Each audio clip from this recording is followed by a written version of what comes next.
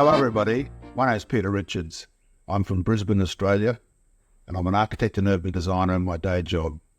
I have the great joy of being able to draw every day in my work, which is terrific.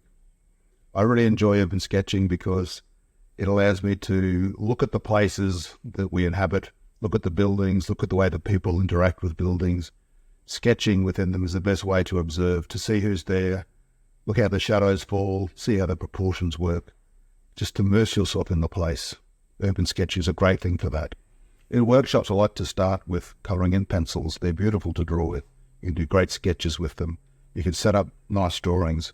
We can then work over the top of them with these fantastic Tombow felt pens, marker pens, and then do more work with the brush pens.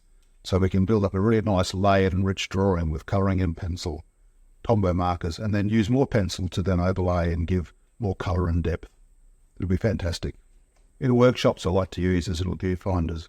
These allow you to be able to see closely, see far away, cut out a lot of the external visual stimulation of the places, and be able to sort of look and see carefully.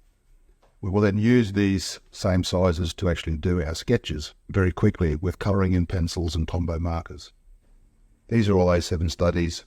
Looking through the viewfinder, we draw the shape on the page and sketch, all drawn from the same position, looking around the left-hand side where we're looking into the distance, to the right, to the left, showing boats.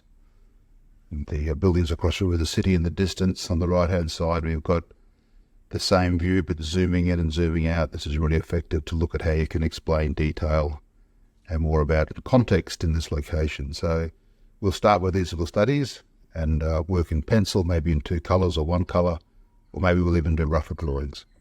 I think this is a great example of how to use the small studies to inform a bigger study and a bigger sketch. This is your Monday. 3 studies here, one of an overall view, one a bit zoomed in, and one really zoomed in with the space between the two buildings.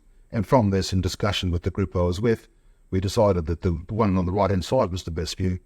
And this is how you might then start to draw at a bigger scale.